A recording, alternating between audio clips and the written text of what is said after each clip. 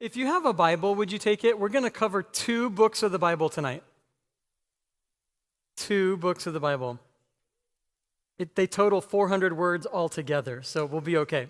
These are the 2 shortest books of the Bible. We're doing this little series. By the way, this is our last week inside. Next week, we're outside. We're barbecuing next week, starting at 6:15. So you can come. It's free. You could give a donation if you choose, but it's free. And we will have barbecue, and we will be having our study outside, weather permitting. So don't forget that. And we'll be announcing it again on Sunday, but please, this is for you, don't forget. And if you want to bring your own chair, it's always more fun. It's fun like that. So 6:15 next Wednesday, okay? Tonight we're finishing this series we started a few weeks ago called Little But Fierce. These are great. And last week, can I say, if you weren't here last week, I don't do this very often, please listen to last week's message. Really important message, I believe, for us. So go back, get into it. It's worth it. You can find it on our app, okay? Tonight, I'm not saying tonight's not going to be great, but last week I think the Lord was really speaking. But we're going to look at 2 John and 3 John. 2 John and 3 John. Okay, while you're finding that, by the way, go to the end of the Bible and go back 1 book. And you'll have missed it. It's a small little section there. So you got to find it. And don't forget a couple other things while you're doing that. Our baptism is this Sunday. So if you're being baptized, or listen, if you're not being baptized, please be here. This is one of the most fun days of a year to celebrate with people. And there's going to be tacos, so hey, be there. But we want to celebrate with, we've got kids that are being baptized, young adults, all the way up into everyone. We just got a great group of people being baptized, about 25 people or so. And we want to really celebrate with them, and it's going to be a fun time.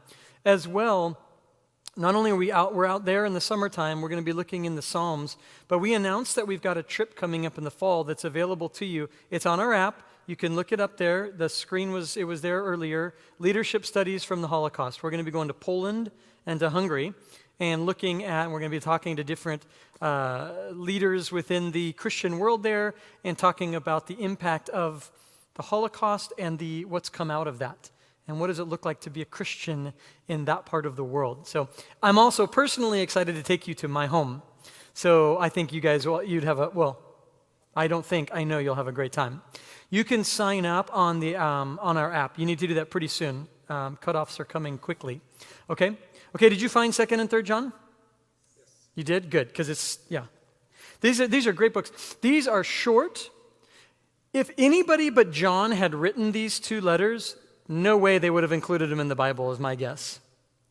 John everybody loved John. John lived the longest of all the apostles. He was discipling guys that would become the church fathers of that season. And because John wrote it, the church fathers were like, it's definitely in the Bible. Because they had such reverence, such a love for that guy. And the book of Revelation, you could say, it's a beautiful book, but it's really hard and it could be really confusing. No question that was going in the Bible. They knew it's from God. And someday we'll talk about how they determined which books were in. If that sounds confusing to you, just know this. Every book that we read here in the scriptures, it's so painfully obvious that these are from God and the rest of them are not. There's no question about it. But John wrote quite a bit of the New Testament. In fact, in many ways, he wrote almost as much as the Apostle Paul would. In terms of words, John is about equal to that. And he had a lot to say, especially in 1 John and in the Gospel of John. But these 2 little letters, there's a lot of power in them. Simple messages. These are connected to the one theme of the life of the Apostle John. John's theme is very simple. There was no deviating from it, from the Gospels to 1st, 2nd, and 3rd, even Revelation. Here's the theme of the life of John. Love one another. Simple. That's all. That's not simple to do, simple to say. This is what he cared about. Love God, love others. So these 2 little letters are going to be, you're going to see that in them. So we're going to pick up, there's not a lot to do here. Verse 1. The elder to the elect lady and her children, whom I love in truth, and not only I, but also those who have known the truth, because of the truth which abides in us and will be with us forever. Verse 3, grace, mercy, and peace will be with you from God the Father and from the Lord Jesus Christ, the Son of the Father, in truth and love. Okay, let's get the questions out of the way right away. Who's the lady that he's writing to? We don't know. Next. Okay, there's a lot, seriously, we have no idea. In fact, it's so unclear that let me just tell you there's about 6 different ideas of who this could be or what this is talking about. Can I just give you a few, because the other ones are silly? Don't tell the people that wrote that I said that. But here's the 3 views that I'd want you to walk away with. One is that this is written to a church, and John referred to them as a lady. That it was, kind of like the bride of Christ kind of an idea, like John was speaking metaphorically and so on. I'm not giving a lot of credence to that, very simple reason. Just like we say he or she, if I was speaking to a man, I'm speaking to one of you guys, but I constantly refer to you in the feminine articles, it would be confusing, right? It wouldn't make sense to do that. In the same way, everything John says here is in the masculine form. But he uses the word lady here.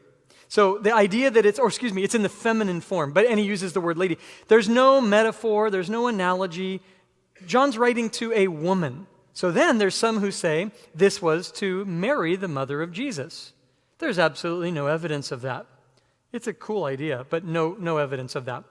The other thought is this, that this was a woman who there was a church that met in her home. Her kids were well known within the circle of that church body, and that John had served there, and that he had a relationship in terms of as pastor to them and this family. And so he wrote this letter. It's the one that makes the most sense. And so, in fact, he says to the lady, and the word, it's interesting, we all know the word Lord. Let me go British English for a minute here. Ladies and lords. You've heard of that? Lady Anne, lady this, that, or the other. It's a name. It's a name in the Greek language. It's the name Syria. It was an actual name of women in that day.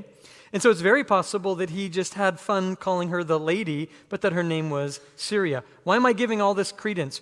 Because I believe that it's written to a person. Because I believe it's written to a person, the way we see what he says has impact.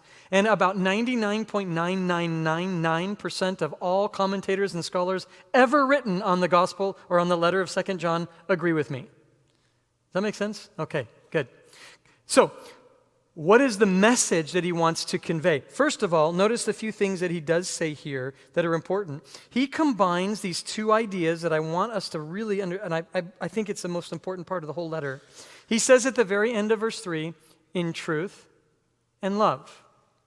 John is the one who, on several occasions, talks about truth and love in the same sentence, in the same idea. The reason I believe that's important for the message that we're gonna want to talk about is because we tend to want to do one or the other, right? If you're going to be a person that's all about truth, you're usually not very loving. Or you're like kumbaya, love, peace, and all that, and then you're like light on truth. I don't want to offend anybody. I'd rather be loving. And somehow we've created a brand of Christianity that allows us to choose between I'm going to be a man of truth or I'm going to be a man that is really loving. And there's nothing in the Bible that says those 2 things are in contradiction to each other. In fact, the Bible suggests this idea. You are not loving if it is not truthful. And if you are being truthful and it is not loving, then it's not God's truth. In other words, you cannot choose one or the other. When you do that, you are denying one of the very characteristics of who God is. It's as if you're saying, well, I can't be loving to them if I have to tell them the truth. And then what that is that's the same as saying God can't be both truthful and loving, even though he is both of those things. You can't separate those 2. Does that make sense? And the reason that's important is not as much from a doctrinal, theological teaching thing, but in our lives. That I can be a truthful person but I should also be a loving person. Or maybe you are on the other side. Maybe you need to hear it the other way. You can be a loving person who is also truthful. And so, well, the truth hurts sometimes. Doesn't need to. That's not in the Bible, that phrase. The truth hurts. I think Thomas Jefferson said that, not Jesus. Okay? That's not something, but what is true is that, listen, sometimes I'm hurt by truth, but in the way that it's expressed, I can be both loving and I can be truthful at the same time. Okay, verse 4. He says, I rejoice greatly that I have found some of your children walking in truth, as we received commandment from the Father. So again, we believe he's talking literally here, that she's got a group of kids, she's got a bunch of kids, and some of her children are walking in truth. We hear that and we imply that means some of her children are not. We don't know that that's true. Have you ever met somebody that has a lot? Do any of you have friends that have lots of kids? Yeah? Right? And you don't know all the kids? Right? So you're not going to say, oh, I saw all of your kids are walking. You're going to say, oh, some of your kids are walking. Like, it's not him saying, like, some of your kids are not doing so good. He's saying, I met some of your kids are walking with the Lord. But can I also say this? It's very possible that he's implying that some of her kids were not walking with the Lord. And if that's the truth, I say amen, not that they're not walking with the Lord, but that here's a woman who is clearly in a role of leadership, in a position in the church, loved the Lord, was faithful, who, guess what? Some of her kids didn't walk with the Lord. And we have this idea today that is a disqualifier, and the Bible says, listen, if you can't lead your house, then how can you lead the church of God? But these are grown-up people. In fact, the word that he uses here is not like an 8-year-old, it's like an adult. But how many of you have adult children in this room? Are they not still your children? Right? But they're their own people, right? And we can I know so many Christians living under this deep condemnation of, I can't serve God because my kids aren't doing. Your kid's 32. At what point did they become responsible for themselves, right? My kid's 16 and they're walking away from God. That's because a 16-year-old has an adult mind. Not always, but sometimes. What I mean by that is to say is that there is a point in that when we want to be faithful as parents. We want to, and when we're starting, we're like, we're going to be the best parents the world's ever seen, right? Our kids are going to love Jesus like nobody else. But you're going to quickly, and maybe you quickly discover the path to helping your kids the most is that you love Jesus more than anybody else. In the end, each one of us stands before God. We have the privilege of getting to raise little people and make them, be a part of who they're going to be, but ultimately they're in God's hands, correct? So I don't get credit for the good ones, and you don't have to take all the blame for the ones that are still wrestling. I don't believe in bad children, just kids that are wrestling with issues. Otherwise, I'd have to admit that there's bad people. I believe everybody's on the same level. We're all in need of God. Make sense? So this woman served God. She might have been in a situation where some of her kids were not walking with the Lord. We don't exactly know. But she, once again, notice this idea of truth. Some of your kids are walking in truth. And there's something about that phrase, it just kind of captured me, because I hear these phrases, we use these phrases like, is that person, are they walking in truth? And the idea that John is trying to express here is not some kind of a legalistic concept of the way that they're Christian, or are they a good Christian, or are they a bad Christian, or whatever. But what he's trying to convey is this. Are they going after the things of God in their lives? And he means it in a very kind of judgmental, a very gracious way. Like, some of your kids are walking in truth. They're going after the things that are true. And by the way, he's not just talking about God's truth only, but just that they're living in truth. Paul, when he described the armor of God, he talked about us having the belt of truth. And the idea of that was that every piece of the armor, by the way, don't think like Middle Ages armor. They weren't like metaled up. These people fought in robes. I mean, there's not a lot of armor going on with that, right? You pull up the toga a little bit. You hope you got a decent shield. You hope the other guy's got a lousy sword. That's basically your armor. You might have a helmet on if you could afford it. These people fought pretty minimalistically. And so what you would do is every piece that you did have, if you had a shield, if you had a sword, it would be connected to your belt. Everything kind of centered around that belt. The idea is this: if your life will be centered in God's truth, you will be better prepared for the world that you're facing. Just if we would be centered in truth. And I'm not talking about that you would know good, truth from the Bible. I'm talking about just a person who lives in truth. And this is the difference, and it's what it means to walk in truth. It means that you live in truth. So, if you did something that was a lie, you then go to somebody and you say, listen, I lied about that, and I'm really sorry. You don't have to hide it. You don't have the skeletons of false statements. You just live in the truth. You walk in truth. And truth is also meant to be loving. We don't separate these two things here. So the importance we place on being loving is not above or below the place that we give to being in the truth. So, you say, somebody says, how does this outfit look on me? Am I loving or am I truthful? Right? I'm using a silly example, right? But, forget that one. But what about the bigger issues of life? You say the thing you would whenever, husbands, here's what you say. You look amazing. Because to you, they always look amazing. Right? Correct? Guys, you can use it. But if your wife's here, it's too late. You can't use that one now. Get your own. Get your own line. No. But, just think about it. Like, that's a small, those are the small, trite kind of things. But what about when it happens in your workplace? Or what about when it's the potential for cheating out on your taxes? What about if it's that this is not a big issue, and so it's okay because nobody gets hurt? And when we start kind of making those justifications, what we're doing is we become the judges of what truths matter. When what God is calling us is to say, listen, you don't need to decide that. I've made your job easier than that. Just live in my truth. Just live in what is true. Don't try to negotiate or manipulate or assess what's more important and what's not important, it's kind of the classic philosophical question. Is stealing wrong? And we would all say no. But how many of us have taken a pen off of a table because nobody had taken it and everybody had left the room and it's still just sitting there, right? And you say, it's just a pen. This is the point.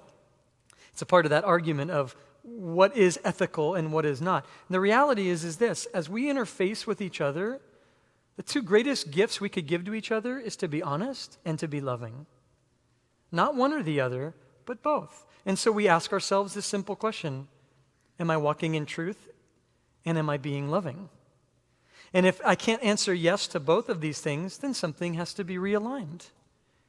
I'm not going to go after the truth if I know that it might hurt that person or I'm not being loving. If I want to tell you that, if I want to go after you in the truth because I don't like you, I have to check something inside of me, don't I? Because that's not loving. We want to balance those two things always, okay? Consider Jesus on the topic. Let me just branch off. We'll get back into 2 John here. Who are the hardest people in our lives, hypothetically? I'm not asking you to point fingers or look at them or nudge them. Who are the, hypothetically speaking, who are the hardest people in our lives to love? Okay, family, yeah. Those that were okay, here we go. Those that were the closest to, that's one group. Okay, and let me suggest the other one.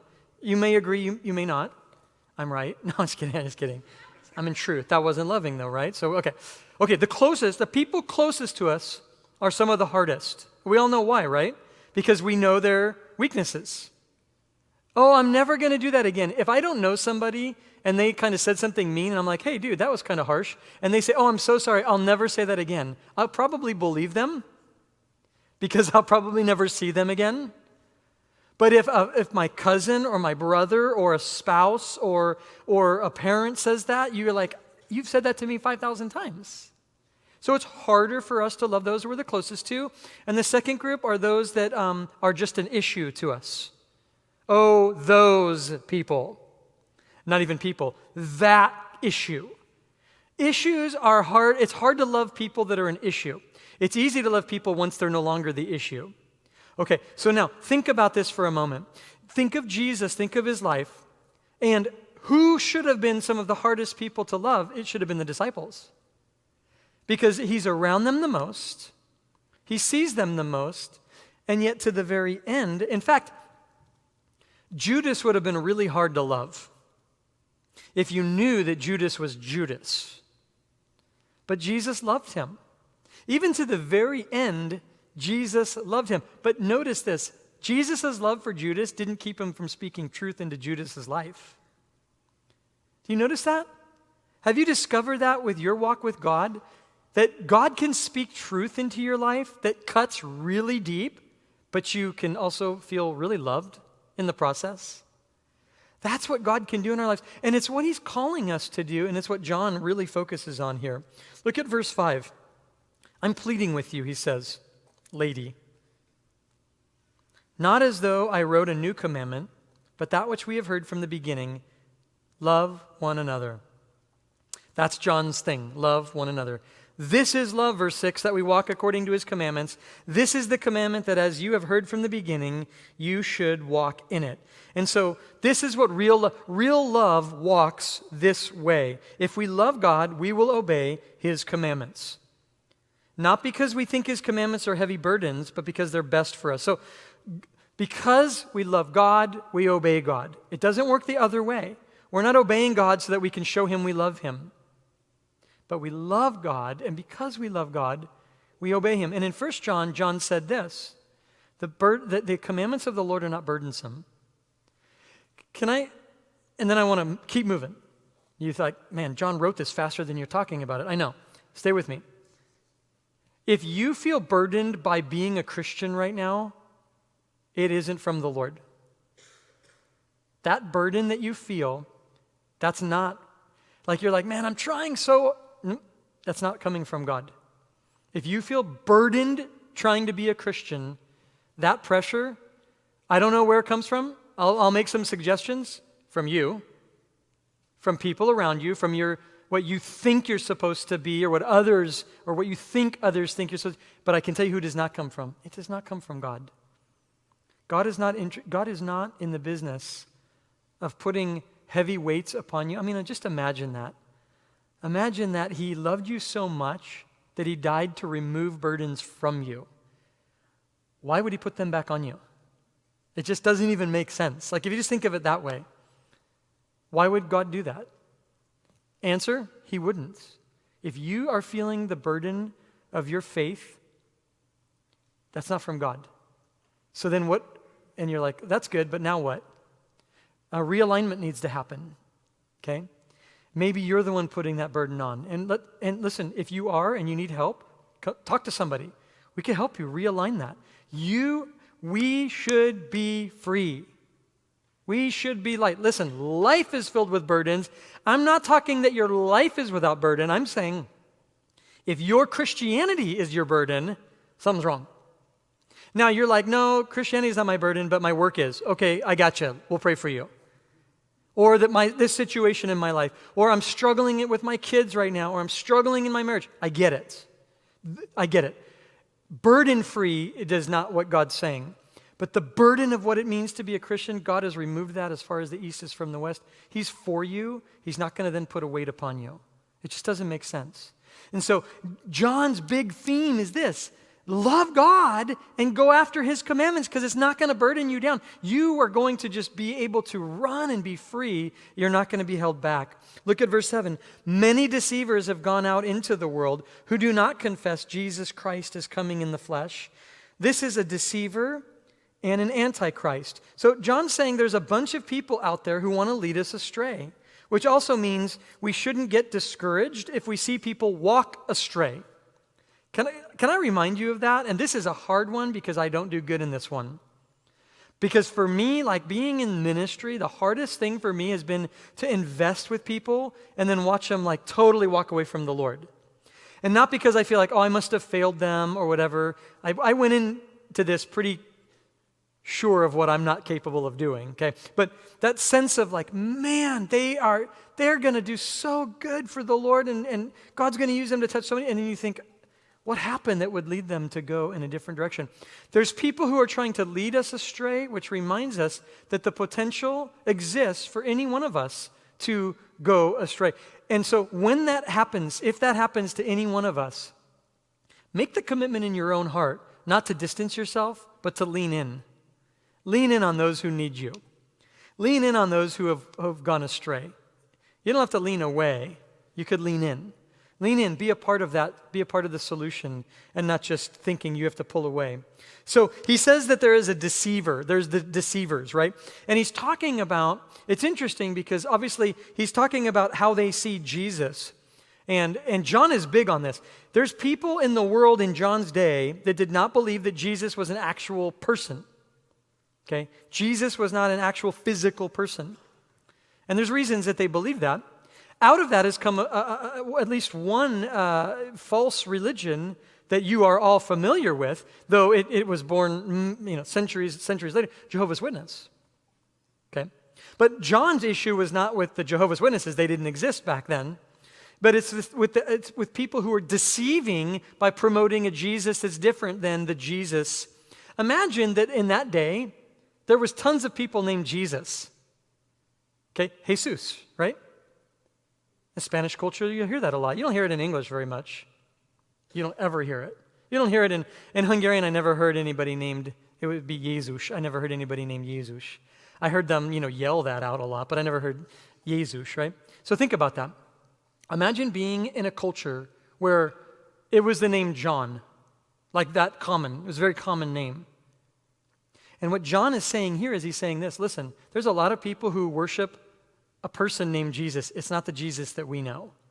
It's some other Jesus. It's not our Jesus. He calls them deceivers. The word deceiver, it sounds really conspicuous and all. It just means a wanderer. In fact, it's what we use to speak about somebody who would be like somebody who would just wander from town after town after town, never make roots, never settle down, never able to just be a part of a community, just constantly moving.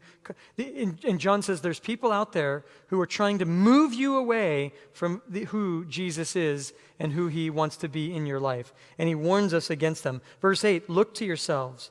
Do not lose those things we worked for, that we may receive a full reward. And so we need to protect ourselves in our doctrine. We know what we believe, and we want to protect ourselves. John's heart is not about just doctrine, though, but about how we express God's heart. We need to be doing what God has called us to do, which is love in truth. Those are the three words I want you to walk out of here remembering. Love in truth. Love in truth. Verse 9, whoever transgresses and does not abide in the doctrine of Christ does not have God. He who abides in the doctrine of Christ has the Father and the Son. If anyone comes to you and does not bring this doctrine, do not receive him into your house, nor greet him. For he who greets him shares in his evil deeds. So you don't have to, don't make a connect. Listen, I got to be really loving. And John says, hold on. We got to welcome them in, even though it's a totally false doctrine. No, you don't. That's not truthful. You can be truthful and you can be loving. Hey, I'm sorry, but we don't agree on who Jesus is. No, you're not going to come in. And the idea was that, they would let people come in. Hey, you want to talk to our little home church? Come on in, no problem. You can talk come on in, no big deal, I remember my second year living in Hungary, and there was these missionaries came, and they had met some of our group, and we had a tiny little church, a little group gathering. And these missionaries were really cool people, and they met some of our young people on the street, and they're talking to them, and they said, oh my gosh, you got to come to our church tonight. They're going to love you, yada, yada, yada. So they came, and I met this couple. I'm like, oh man, they're awesome. They seem like such great people. They're from Canada. And we were talking, and he's like, hey, could I share something, to the church? Where a church is like, I use the word church. It's like we were 15 people meeting in a little tiny, actually a political office. The politician in the town liked us, and he gave us his room for free. So we liked him because it was free. And nobody was old enough to vote in our church at that time, so it was perfect, So and the guy said, can I share? And I was like, no, we just don't do that. No, not tonight. Sorry about that. Well, man, I get to know them. We go have coffee. We hang out. They were a part of an absolute terrible cult. Terrible cults. I'm not talking Jehovah's Witness or Mormon. Doesn't exist anymore. Started in Huntington Beach. It's actually a sex cult. No joke. They wanted to come and share at our church. Loving. Friends, loving and truth. We love in truth. We got to love in truth. Have you found that sometimes you want to be loving so you don't say something to someone and then it only makes it worse? And if you could be, but loving in truth says, I'm going to say something in total love and respect and honor, but if I don't do it, I promise you it only gets bigger. It gets harder.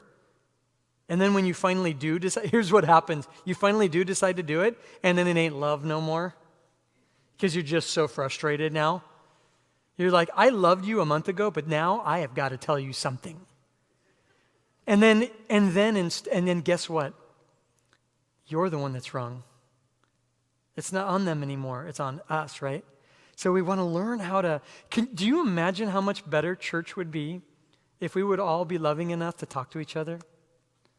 And not just say, oh, I hope somebody else will do that. What if we were all to do that? Again, I'm not talking about being nitpicky, like I just got to tell you something.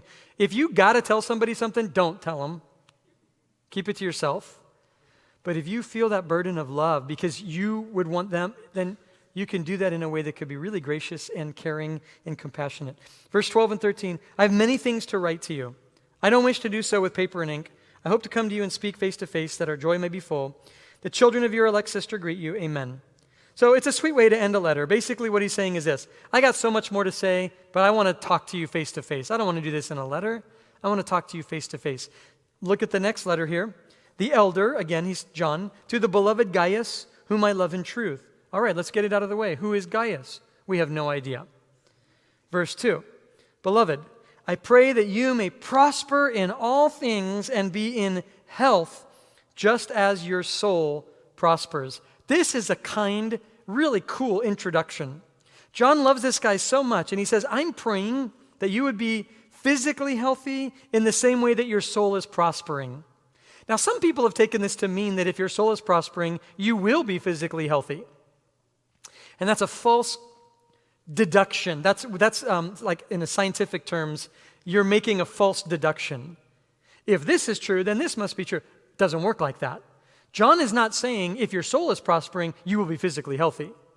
What he is saying is he's speaking in terms of like it's an analogy, it's a metaphor. He's saying, I want, just as much as you're prospering in God, I hope that you will be in that kind of physical health. He's saying, I hope that you are doing well. He's really kind, he's really loving to this guy. Verse 3, I rejoiced greatly when brethren came and testified of the truth that is in you, just as you walk in the truth. I have no greater joy than to hear that my children walk in truth. And John is speaking as a spiritual parent here. He's saying, I love to see that you are walking in the truth of God, you know. And there's something special about like, I look forward to it here as we get to be a part of now watching another group of kids grow up. You know, we got to do that in Hungary and watch our little, you know, these little kids that were in our, you know, born, I dedicated them and then got to marry them. You know, 20-something years, you get to do both. And to just be a part of their life, you know. And I tell stories about them at their wedding that they hate. And they're like, he's told those stories to me a million times. But that's what you get to do as you get older. It's fun. And, you know, can you imagine John? He's really OG on this, okay? He is the original apostle. He's got all these people that have grown up. This person, Gaius, and he says to him, man, I love seeing people that I brought to Christ still walking in the truth. What a joy that is. And if you have kids and they're not walking in truth right now, before we're done tonight, we're going to pray for that. We're going to pray for that. Here's why. Because their story isn't finished. Their story isn't finished. If you've given up hope, listen, you have to give up hope in yourself too, because your story isn't finished. Do you see what I'm saying? Just because somebody isn't doing good today doesn't mean they can't turn around tomorrow. And I hope you have enough experience with the Lord to learn this one thing. with the Lord, things can turn like that. Just like that. It takes longer to mess up than it does to come back to Christ. Did you know that? Do you remember that old rock band, Petra, that Christian rock band? They had a song, I don't even know how it goes, but I remember these lyrics. It's 1,000, you might have gone 1,000 miles away from God, but it's only one step back. I love that. So before we leave tonight, we're praying for our kids. We're going to pray that they would walk in truth. We'll pray for our kids. You might say, oh, my baby's only 2. Let's pray for them now, right? And you're like, my baby's 20. We'll pray for them too. Whatever age. If they're not walking in the truth, we're going to take a moment and we're going to pray for them. And you don't have to be afraid to admit that. That's not, oh, I'm a failure. You're not a failure. You're a parent. Oh, I did something wrong. Can I be honest? We've all done a million things wrong. That's not the issue at hand. Our children belong to God. We need to, if you want to rate your parenting on whether your kid is doing good with God or not, then let me ask you this. How's God doing with the whole world? Because he's a father who has a lot of children who rebel. Does that make him a bad father? Not in the slightest. So you got to release that burden, and we'll pray for you for that as well. But we're going to pray that God will bring our kids to walk in the truth. Amen? Okay. Let's get through this bit, and we're going to do that. Beloved, verse 5. Do faithfully whatever you do for the brethren and for strangers. So he's acknowledging something. Gaius was a hospitable man. He was a kind, he was a gracious man. By the way, we don't know that this guy wasn't a pastor, evangelist, apostle, prophet. He was a dude who had a business. We discover he worked, and he was hospitable. Whatever you do, do it as unto the Lord. Do you understand how beautiful it is when we just serve God with what we've got? Oh, I'm never going to be the preacher. Good, because if you did, then I don't have a job, so I'm glad, right? Be you.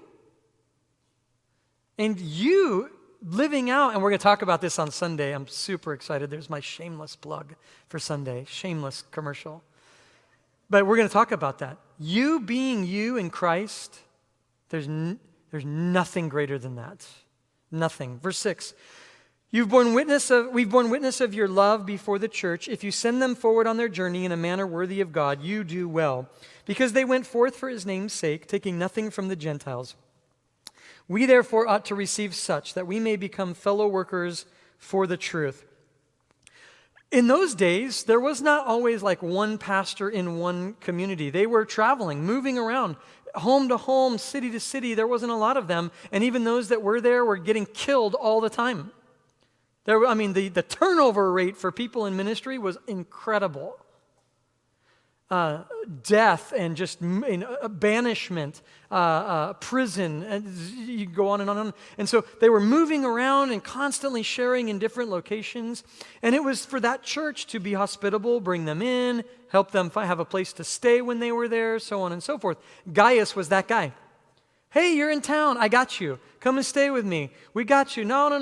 We got that. We've got food. We've got shelter. Just come and be here. You're going to bless us, and we'll take care of you. It was just kind of that was the guy that he was.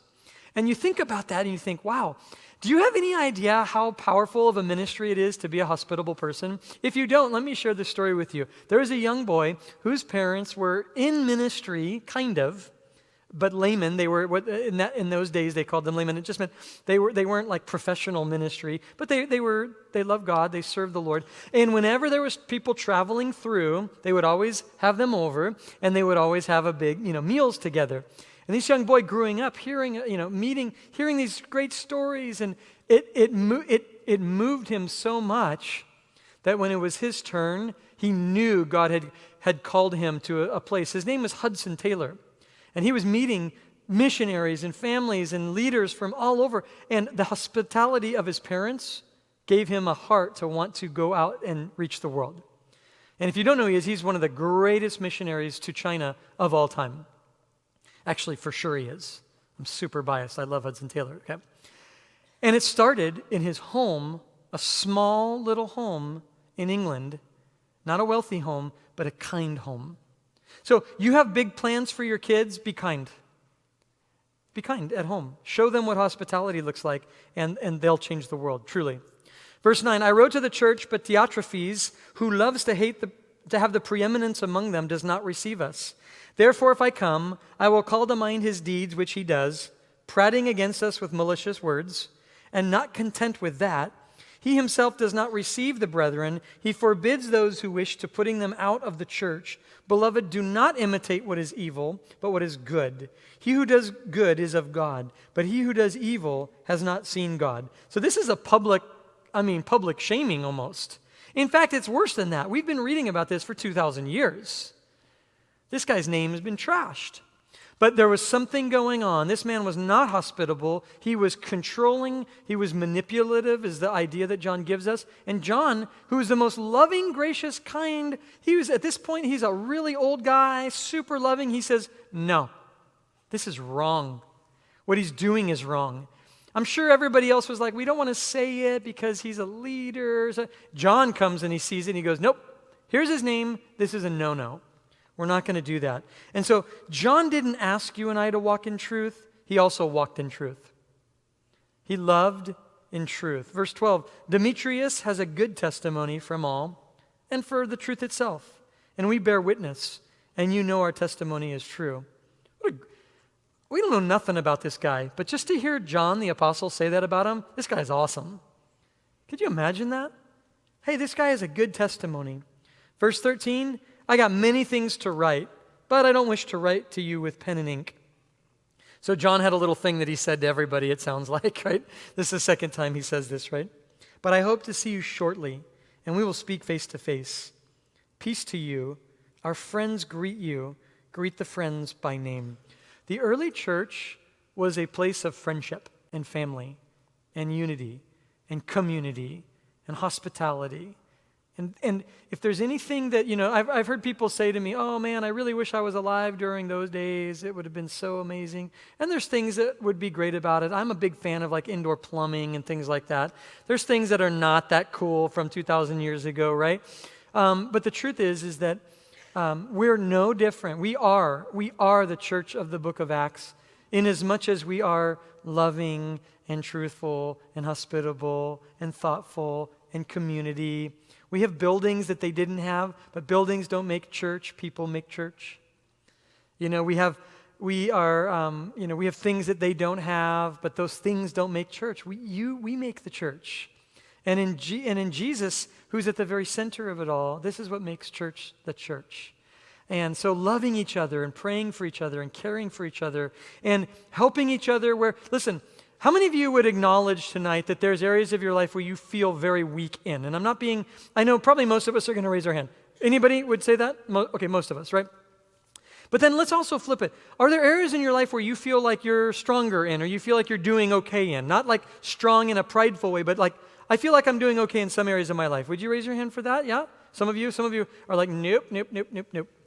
Right? Okay, but I think most of us are both.